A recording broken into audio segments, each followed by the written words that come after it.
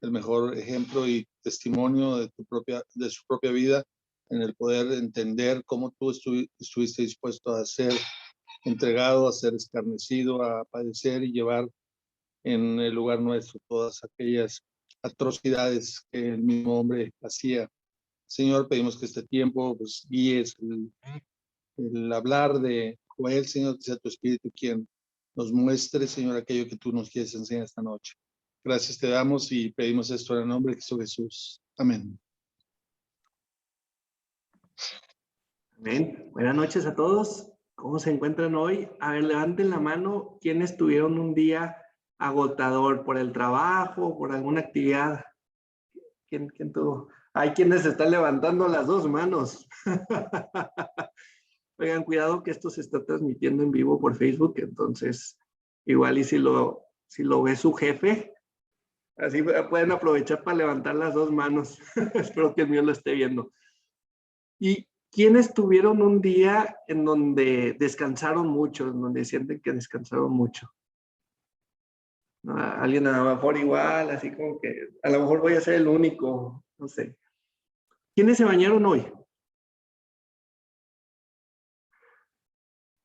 Bueno, algunos no levantaron la mano, ya no haré más preguntas. A lo mejor esta sección de preguntas está un poquito incómoda. Vamos a continuar lo que estamos viendo en Lucas, capítulo 22. Y el día de hoy vamos a ver otro de los acontecimientos que sucedieron en la vida de Jesucristo. Es Jesús ante el concilio. Y algo interesante, algo importante de este tema, cuando Jesús está ante el concilio, es que Jesús no se estaba enfrentando ante un grupo cualquiera. Y vamos a ver un poquito del contexto de lo que nos habían estado compartiendo miércoles pasados. Y nada más para hablar un poquito del contexto, el domingo fue la entrada triunfal en Jerusalén. Es común que escuchemos el Domingo de Ramos, ¿no? El lunes, pues Jesús purificó el templo, y el martes, pues Jesús hace este discurso del Monte de los Olivos, lo que vemos en Mateo 24, 25, también en otros pasajes de Lucas. Y Judas accede a traicionar a Jesús. Muchos dicen que Judas estaba esperando de alguna manera el poder ver a Israel ya libre de los romanos, pero por alguna razón, no sabemos exactamente cuál, se han hecho muchas hipótesis, Judas, uno de los 12 discípulos, amigo de Jesucristo, a quien Jesús obviamente amaba, pues bueno, Judas decide y toma la decisión de, por dinero, traicionar a Jesucristo. Por 30 monedas de plata, ¿no? ¿Cómo comparas 30 monedas de plata a la vida de tu Salvador? El miércoles, pues no sabemos exactamente qué hizo Jesús, y por eso les preguntaba cómo fue el día de hoy. Para Jesús cada día era diferente, cada día era especial, y cada día estaba viendo etapas diferentes, ¿no? El jueves es cuando Jesús tiene la última cena, es la Pascua, ¿no? Y Jesús habla con sus discípulos en el aposento santo, en el aposento alto. Jesús ora en Getsemaní y ocurre la traición y arresto de Jesús. Esto de la traición y arresto, pues es en la noche, entonces digamos que es entre jueves y viernes. Algunos pueden decir, no, pues es que ya era viernes, porque el viernes empezaba, que era el sexto día para la semana judía. El viernes empezaba cerca de las 6 de la tarde, 7 de la tarde, cuando el sol se metía, ahí empezaba el día para los judíos. Para nosotros empieza pues a las 12 de la noche, ¿no? A las 0 horas. Y a la 1 de la mañana pues es la primera hora, ¿verdad? A lo mejor porque en algunos lugares muy al norte, en épocas de verano, pues es a la hora que anochece. Y bueno, el viernes, desde muy temprano, Jesús es juzgado por los judíos y por los romanos, y Pedro pues obviamente lo negó, y Jesús es crucificado. El sábado pues era el día de reposo, el séptimo día, y el domingo Jesús resucita con gran poder. Entonces ahorita pues estamos el jueves en la noche, el jueves pasado, pues hoy también es jueves, ¿no?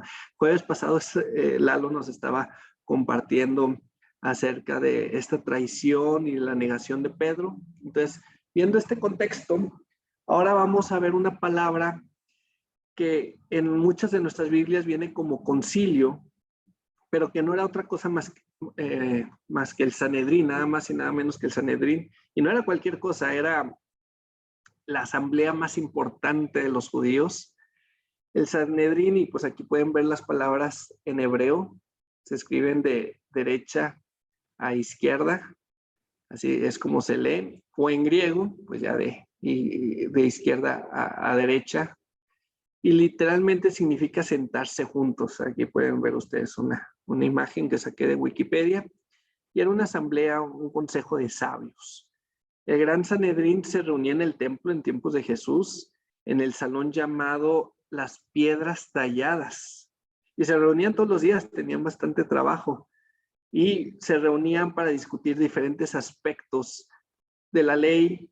Y pues el Imperio Romano les daba cierta autonomía a los judíos, entonces pues ellos tenían de alguna manera sus leyes, sus reglas, obviamente bajo el yugo romano, y Poncio Pilato pues era el gobernador romano, ¿no? Ahí en Jerusalén, pero de todos modos, para tener contentos a los judíos les daban ciertas libertades, entonces ellos tenían allí su consejo, su propio gobierno.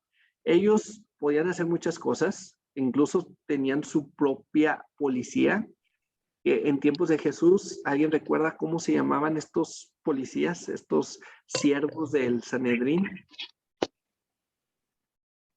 Alguaciles, así es como vienen en las escrituras, alguaciles. Entonces ellos tenían su propia policía, por así decir, y pues hacían ellos sus propias reglas basadas en pues, las leyes de Dios y aparte en las tradiciones que ellos mismos tenían. Pero ellos no podían matar a nadie. Como estaban bajo el Imperio Romano, ellos no podían condenar a muerte, aunque la ley de Dios les permitía, la ley de Moisés les permitía, el Torá les permitía infringir, o mejor dicho, no infringir, implementar la pena de muerte bajo ciertas situaciones. Ante el Imperio Romano no lo podían hacer. El Sanedrín constaba de 71 miembros, el sumo sacerdote y 70 hombres prominentes de la nación. Entonces estaban estos líderes reunidos y pues, algunos dicen que podían ser de diferentes ciudades, pero bueno, se juntaban en el templo. Y pues obviamente muchos de ellos sabían quién era Jesús, ¿no? Lo habían escuchado, pero no todos. Algunos de ellos todavía no habían platicado con Jesús. Antes de ir al pasaje que estamos estudiando, que es Lucas 22, del 66 al 71, vamos a regresarnos un poquito porque tiene que ver con esto de Jesús en el concilio o el Sanedrín. Y vámonos a Juan, capítulo 18, del 12 al 14. Carlos, no sé si quisieras leer este pasaje de Juan 18, del 12 al 14. Y nada más en contexto, pues estamos hablando de 4 evangelios que hablan de los acontecimientos de Jesucristo. Es la misma historia, el mismo mensaje de salvación, el mismo Jesucristo, pero obviamente cada escritor escribe experiencias y cuestiones inspiradas por el Espíritu Santo un poquito diferentes. Entonces, por eso algunos acontecimientos los menciona un escritor y otro, ¿verdad? No se contradicen, se complementan y por eso a veces brincamos entre libros, pero bueno, quise poner este pequeño cuadro, esta pequeña matriz, a lo mejor para no perdernos en los sucesos y acontecimientos que vamos a leer. Adelante, Carlos, cuando tengas el pasaje. Sí, Juan 18, 12 al 14 dice: entonces la compañía de soldados, el tribuno y los alguaciles de los judíos prendieron a Jesús y le ataron, y le llevaron primeramente a Anás, porque era suegro de Caifás, que era sumo sacerdote aquel año. Era Caifás el que había dado el consejo a los judíos de que convenía que un solo hombre muriese por el pueblo. Excelente, muchísimas gracias, Carlos. Este pasaje es bien interesante porque si desglosamos lo que se nos menciona aquí, vemos que había dos sumos sacerdotes.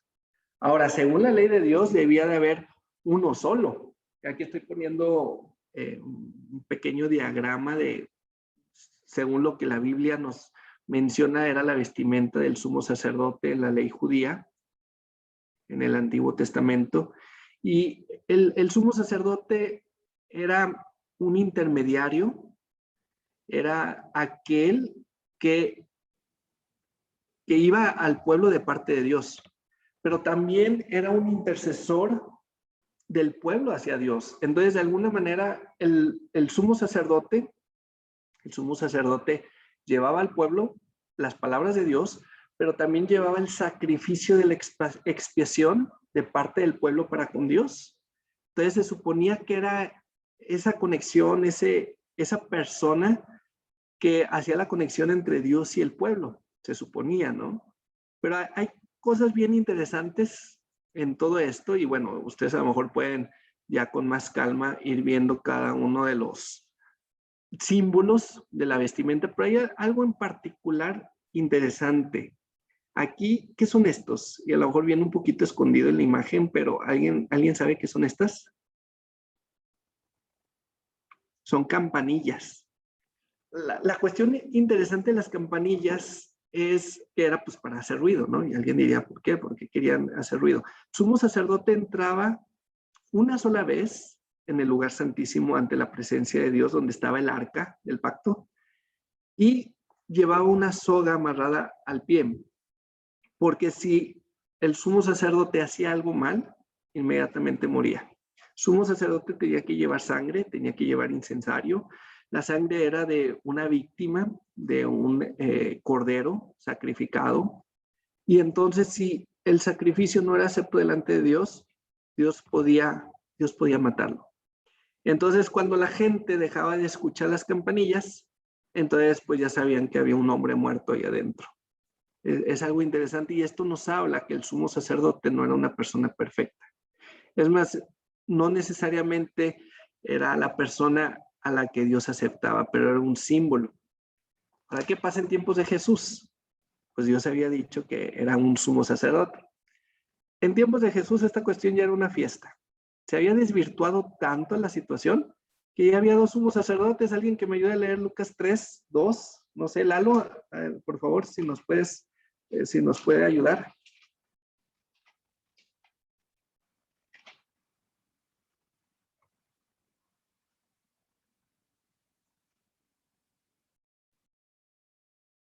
A lo mejor no está Lalo. Ya lo vimos. Y aquí estoy. Nada más el verso 2. Por favor. Y siendo sumos sacerdotes Anás y Caifás, vino palabra de Dios a Juan, hijo de Zacarías, en el desierto. Muchísimas gracias. Debía de ser un sumo sacerdote, pues había dos, Anás y Caifás. Y a lo mejor cuando leemos Lucas 3, 2, pues no sabíamos ni qué onda, ¿verdad? A ver, ¿cómo que dos sumos sacerdotes? Se supone que debía de ser uno. Bueno, ya sabemos por qué en el pasaje que ahorita leyó Carlos de Juan 18. Resulta que Anás, pues era suegro de Caifás. Entonces, ¿qué quiere decir? Que Caifás se había casado con una hija de Anás y pues ya eran familia. ¿Y sabes qué? Bueno, tú te encargas un año y yo el otro. De alguna manera había dos sumos sacerdotes allí. Pero según lo que nos dice Juan, capítulo 18, en ese año era momento de Caifás. Era el momento en que Caifás estaba siendo sumo sacerdote, ejerciendo la labor, la función de sumo sacerdote. Pero ¿qué sucede en Juan capítulo 11, versículo 49? No sé, José Luis, si lo quiera leer, Juan 11, 49.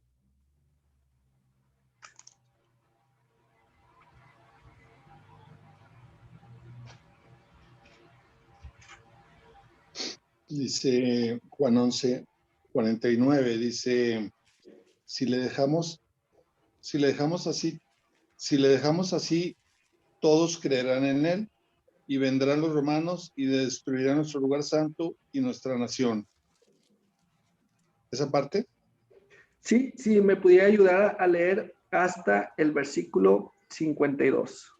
Ok, entonces Caifás, uno de ellos, sumo sacerdote aquel año, les dijo: vosotros no sabéis nada, ni pensáis que nos conviene que un hombre muera por el pueblo, y no que toda la nación perezca.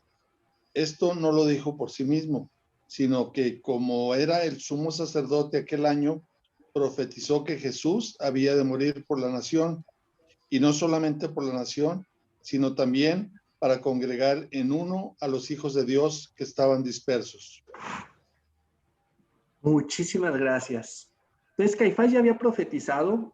De alguna manera, Dios usó a Caifás. Profetizar es hablar de parte de Dios.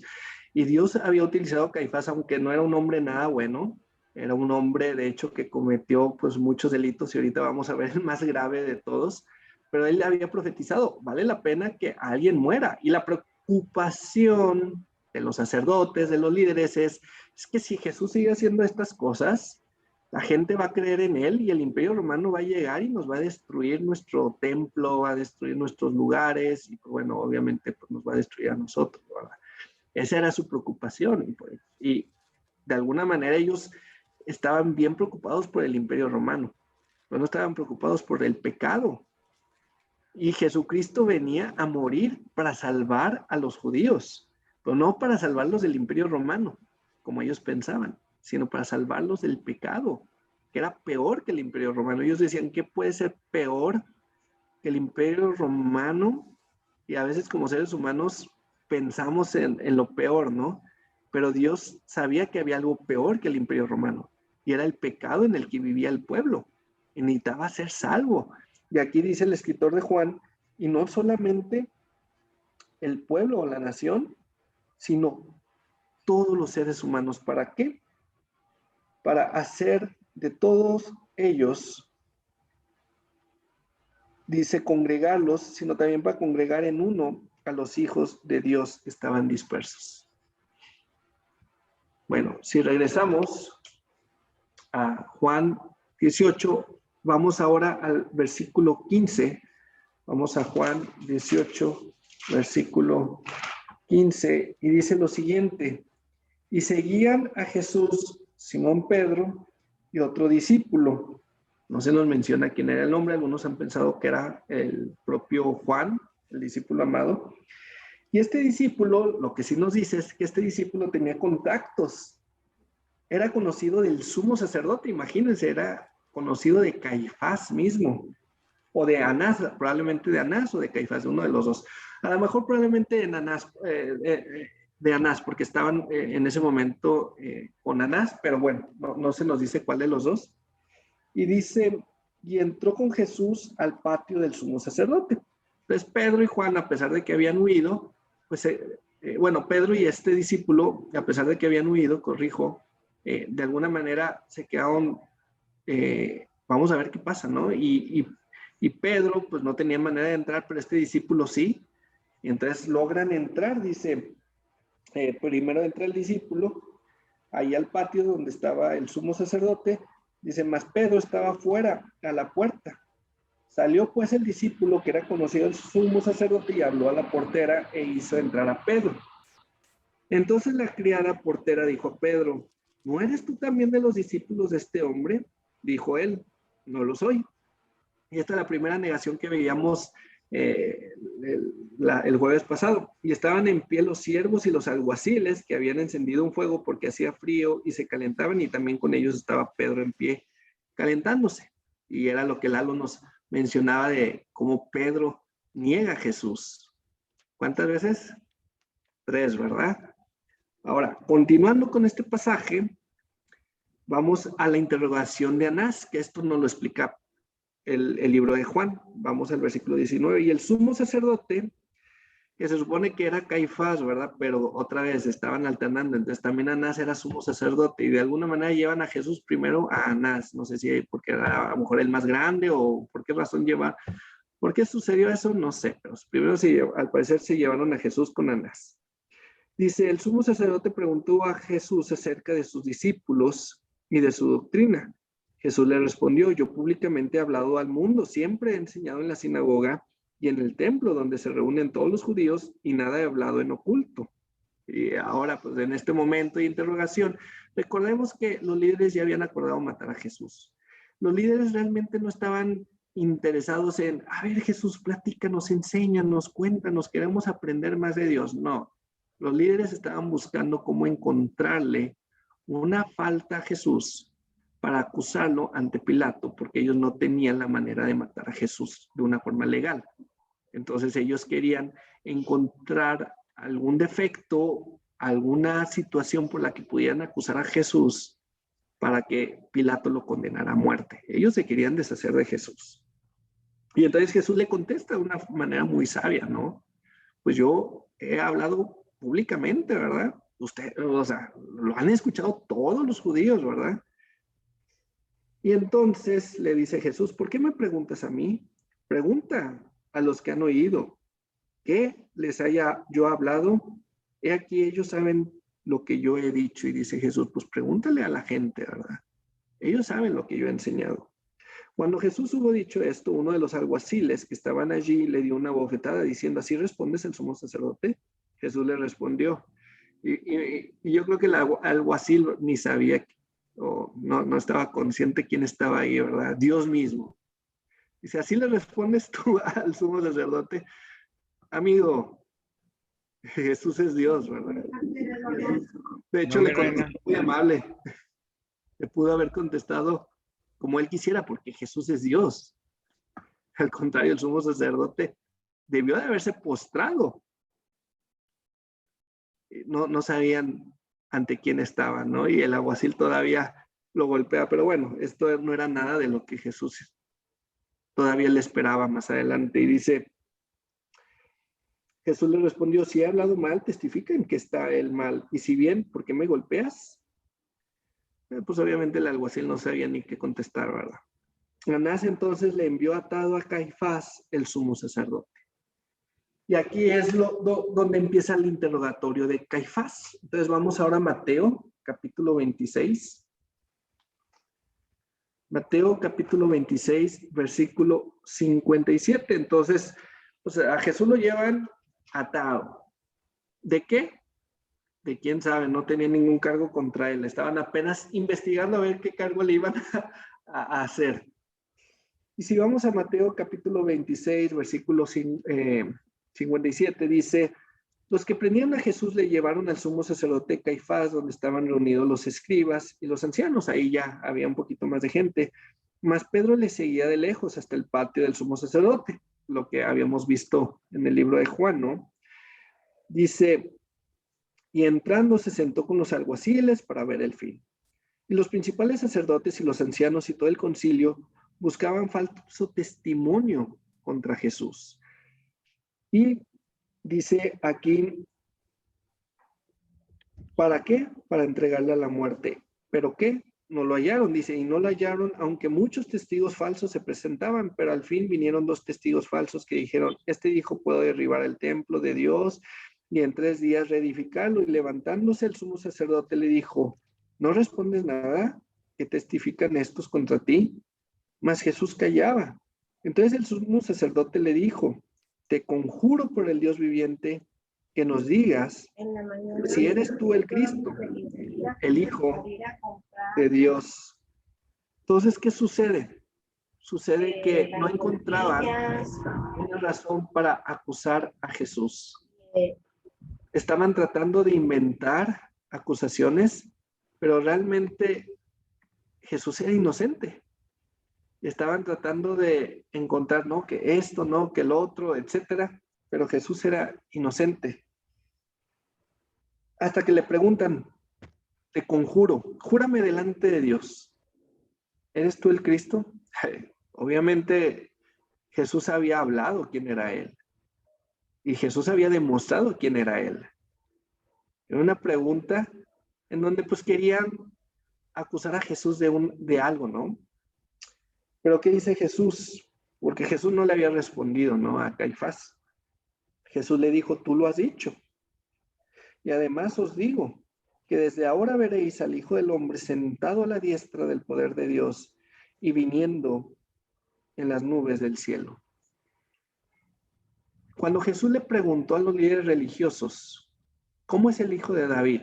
Cuando David le dijo, el Señor dijo a mi Señor, siéntate a mi diestra hasta que ponga a mis enemigos por estrado de tus pies. Obviamente ellos no pudieron responderle, porque en las profecías y en la Biblia se hablaba que el descendiente de David, que era el Mesías, el Cristo, era Dios mismo y que iba a estar sentado a la diestra de Dios mismo, de Dios Padre. Cuando Jesús dice esto, pues obviamente para ellos significaba que Jesús mismo estaba diciendo que él era el Mesías, el Cristo, el Hijo de Dios y Dios mismo. Por esta razón, cuando Jesús dice estas palabras, el sumo sacerdote que dice, rasgó sus vestiduras diciendo, ha blasfemado, ha blasfemado. ¿Qué más necesidad tenemos de testigos? He aquí ahora mismo habéis oído su blasfemia. ¿Pero cuál blasfemia, Caifás? Jesús estaba diciendo la verdad, como siempre dijo la verdad. Pero Caifás no quería creer. Ellos no podían aceptar a un Mesías pobre, a un Mesías carpintero. Ellos no podían aceptar un Mesías de cerca de 33 años, mucho más joven que todos ellos. Ellos no podían aceptar a un Dios hecho hombre, hecho ser humano. Y lejos de escuchar y de preguntar y a lo mejor decir, nos hemos equivocado, a lo mejor siempre creímos de forma equivocada que el Mesías nos iba a salvar del Imperio Romano, a lo mejor siempre creímos que iba a venir de una forma poderosa. A lo mejor tenemos que leer otra vez las Escrituras. A ver, Jesús, explícanos las Escrituras. No, se cerraron. Y pues aquí Jesús les dice, y ustedes van a ver el poder y la gloria del Mesías en su segunda venida. Y eso era algo que los judíos no habían entendido.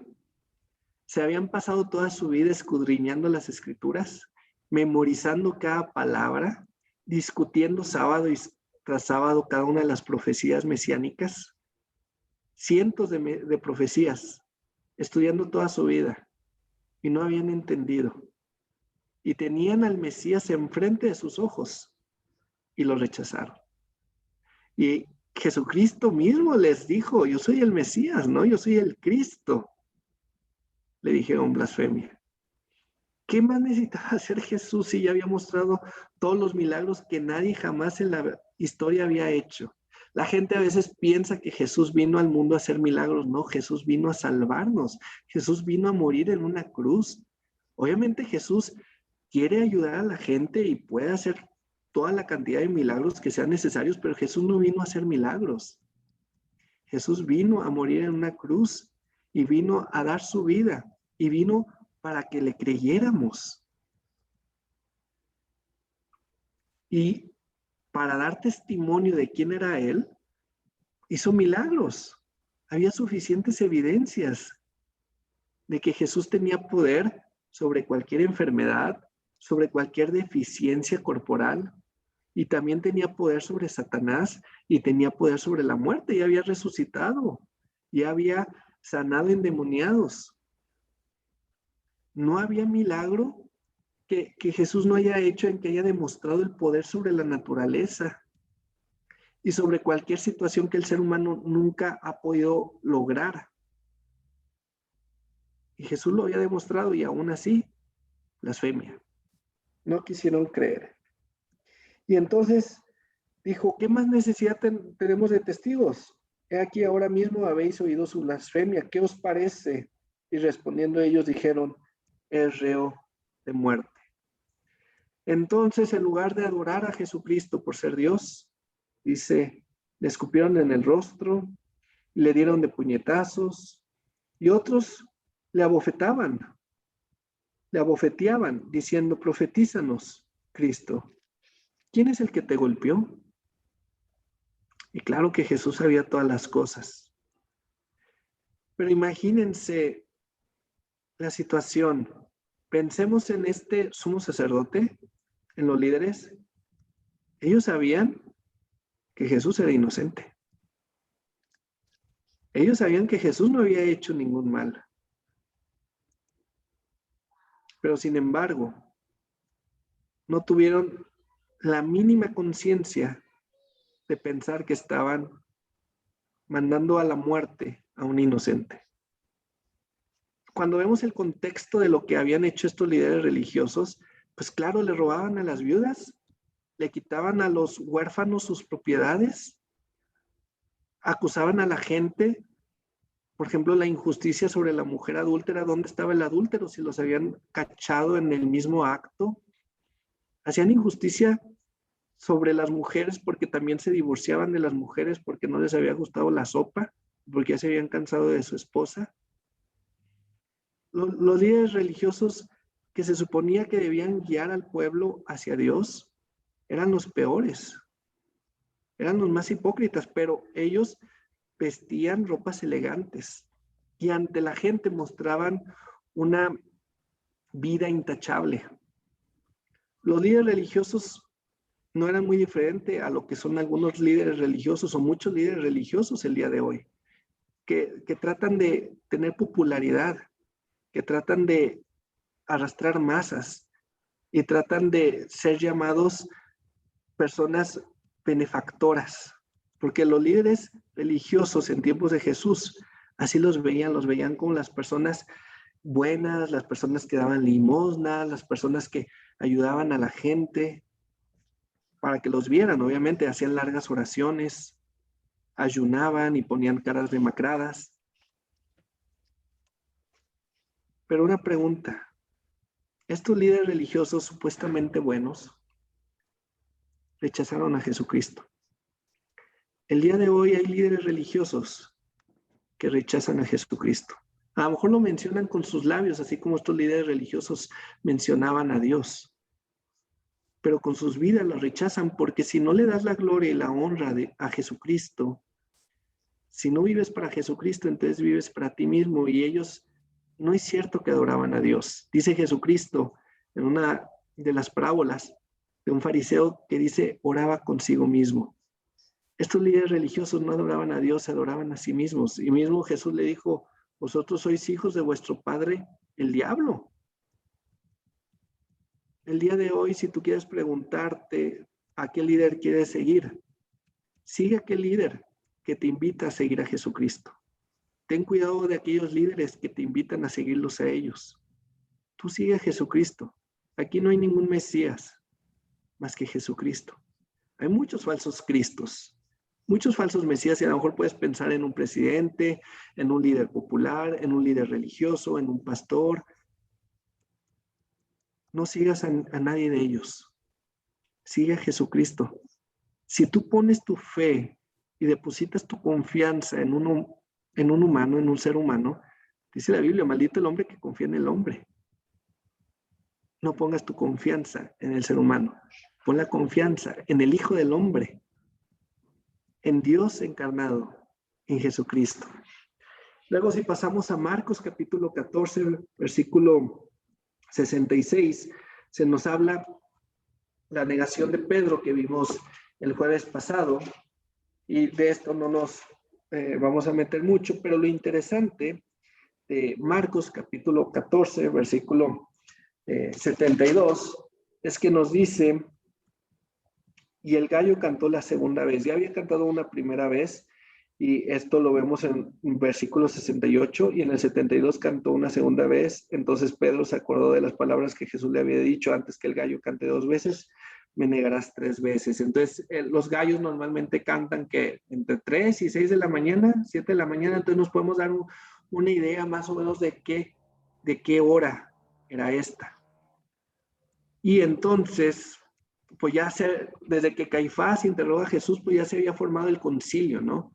Y ahora sí vamos a Lucas, capítulo 22. Bueno, antes hay un punto interesante en Juan 18, del 25 al 27, en donde uno de los que estaba ahí era familiar de Malco, a quien Pedro le había cortado la oreja, ¿no? Y entonces le dice este familiar de Malco, le dice, pues si te vimos, ahí estabas, ¿no? Pero no, negó a Jesús vilmente, ¿no? Y vamos ahora a Lucas capítulo 22, versículo 66. Recordemos que el Sanedrín se reunía todos los días, menos los días festivos. Pues resulta que era la Pascua, era un día festivo. Normalmente pues no se reunían en día festivo. ¿Por qué? Porque no había que trabajar, ¿no? Pero bueno, esta es una situación excepcional. Tenían que matar a Jesús a como diera lugar. Y entonces pues, se reúnen de forma extraordinaria, y en Lucas 22, 66 se nos menciona lo siguiente: cuando era de día se juntaron los ancianos del pueblo, es decir, temprano, probablemente después de que haya cantado el gallo y que Pedro había negado a Jesús. Dice, se juntaron los ancianos del pueblo, los principales sacerdotes y los escribas, y le trajeron al concilio diciendo, ¿eres tú el Cristo? Dínoslo. Ahorita lo que veíamos con Caifás. Y les dijo, si os lo dijere no creeréis, y también si os preguntare no me responderéis ni me insultaréis. Pero desde ahora el Hijo del Hombre se sentará a la diestra del poder de Dios. Dijeron todos, luego eres tú el Hijo de Dios. Y él les dijo, vosotros decís que lo soy. Entonces ellos dijeron, ¿qué más testimonio necesitamos? Porque nosotros mismos lo hemos oído de su boca. Y aquí pues solo quiero enfatizar que no solamente Caifás, sino que el Sanedrín como asamblea condenaron a Jesús. Después de esto, Judas se suicida, y si vamos a Mateo capítulo 27, versículo 11, Mateo 27, 11 dice, Jesús pues estaba en pie delante del gobernador, y éste le preguntó diciendo, ¿eres tú el rey de los judíos? Y Jesús le dijo, tú lo dices. Y siendo acusado por los principales sacerdotes y por los ancianos, nada respondió. Pilato entonces le dijo, ¿no oyes cuántas cosas testifican contra ti? Pero Jesús no le respondió ni una palabra. Discúlpenme, me equivoqué. Es en el versículo 3. Cuando vimos lo que Jesús en el versículo 1, que pues, es acusado ante los ancianos, en Mateo 27:1, versículo 3 dice, entonces Judas, el que le había entregado, pues obviamente ya estaban llevando a Jesús ante Poncio Pilato. Entonces Judas, el que le había entregado, viendo que era condenado, devolvió arrepentido los 30 piezas de plata. ¿Y por qué? Porque estaba arrepentido, ¿no? Y que dice en el versículo 5, y arrojando las piezas de plata en el templo, salió y fue y se ahorcó. Y Judas, en lugar de arrepentirse, de encontrar perdón en Dios, fue y se suicidó, ¿no? No podía cargar con la culpa. De alguna manera terminó con el peor de las decisiones, terminar con su propia vida, siendo que pues había esperanza de perdón para Judas. Ahora quisiera pensar en el concilio, en el Sanedrín, en este grupo de 71 personas. Pues por lo menos hubo 2 que la Biblia nos dice que no estuvieron de acuerdo. En Juan capítulo 7, versículos 50 y 51, Nicodemo defiende a Jesús. Y en Lucas capítulo 23, si me acompañan a Lucas capítulo 23, versículo 50, nos dice lo siguiente: había un varón llamado José de Arimatea, ciudad de Judea, el cual era miembro del concilio, varón bueno y justo, que también esperaba el reino de Dios, y no había consentido en el acuerdo ni en los hechos de ellos, fue a Pilato. Esto lo vamos a ver después, pero José de Arimatea era parte del Sanedrín y él no estuvo de acuerdo con la muerte de Jesús. De hecho, en Juan capítulo 19, versículo 38, se nos dice después de todo esto, José de Arimatea, que era discípulo de Jesús, secreto, pero discípulo de Jesús. ¿Qué significa esto? Que sí había gente diferente en el Sanedrín. Desafortunadamente, como Sanedrín tomaron la peor decisión de todas, pero hubo algunos líderes religiosos que cambiaron sus vidas. Y dice aquí en el versículo 38 que era discípulo de Jesús, pero secretamente por miedo de los judíos, rogó a Pilato que le permitiese llevarse el cuerpo de Jesús. Dice el versículo 39, también Nicodemo, el que antes había visitado a Jesús de noche, vino trayendo un compuesto de mirra y de aloes como de 100 libras. Y en Juan 7:50 sabemos que Nicodemo era parte del Sanedrín. Jesucristo impactó la vida de personas de todos los estratos sociales.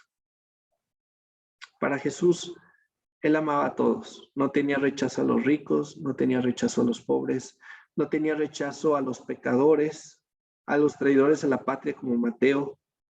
No tenía rechazo tampoco a los líderes, aunque hipócritas. A lo mejor José, Arimatea y Nicodemo, a lo mejor pudieron haber tenido vidas hipócritas antes, no sabemos, pero lo importante es Jesucristo se acercó a todos, porque todos necesitaban salvación. Los líderes religiosos guardaban todas las reglas y ante la sociedad eran las personas con mejores obras, eran personas con muy buenas obras ante la sociedad. Pero hubo por lo menos 2 del concilio que se arrepintieron de sus pecados. Queremos pensar esto, que se arrepintieron de sus pecados. Por lo menos José de Arimatea se nos menciona que era discípulo. Para cerrar, una de las palabras que hemos recordado con más esmero es Juan 3:16, palabras que vienen de esa charla en que Jesús estuvo con Nicodemo. Vamos a Juan capítulo 3 y conocemos el versículo 16 porque dice, porque de tal manera amó Dios al mundo que ha dado a su Hijo unigénito, para que todo aquel que en él cree no se pierda, mas tenga vida eterna. Y Jesús le decía a Nicodemo, aunque guardas todas las reglas, estás perdido y Dios te ama. Por eso vine, para que creas, para que no te condenes, sino que seas salvo, para que nazcas de nuevo. Y si vamos al último versículo del capítulo 3, nos dice el secreto de la salvación. Estas personas que todo su tiempo habían pensado que para ir al cielo tenían que hacer buenas obras, que para ir al cielo tenían que guardar la ley. Jesucristo le aclara y le aclaró a todas las personas el secreto. Dice el versículo 36, el que cree en el Hijo tiene vida eterna, pero el que rehúsa creer en el Hijo no verá la vida, sino que la ira de Dios está sobre él. Todo el concilio tuvo la misma oportunidad. Sumo sacerdote tuvo la misma oportunidad. Los 12 discípulos tuvieron la misma oportunidad, de formas a lo mejor diferentes, pero todos tuvieron la oportunidad de recibir a Jesucristo. Judas Iscariote decidió no creer a Jesucristo como Señor y Salvador. Pensaba en Jesús como a lo mejor una buena persona, un revolucionario, alguien que venía a ayudar a la gente. Si tú crees en un Jesús así, estás al nivel de Judas Iscariote. Los líderes religiosos pensaban en un Jesús blasfemo. La pregunta es, ¿cómo eres tú? Como Pedro, que a pesar que le negó 3 veces, al final creyó. Como Tomás, que a pesar de que fue incrédulo, al final vio a Jesús y creyó. Como José de Arimatea, que aunque era de la secreta, era un discípulo. Como Nicodemo, que aunque tenía muchas dudas y tenía miedo de acercarse a Jesús, se acercó de noche, buscó la manera. Que nada te limite de encontrar a Jesucristo. Que el trabajo, que quede ir a la familia, que ¿qué me puede pasar a mí? Que a lo mejor mis amigos me van a rechazar. Que nada te limite, que nada te detenga de encontrarte con Jesús, de recibirlo, de aceptarlo como el Señor y Salvador de tu vida. Muchas gracias. ¿Preguntas, comentarios?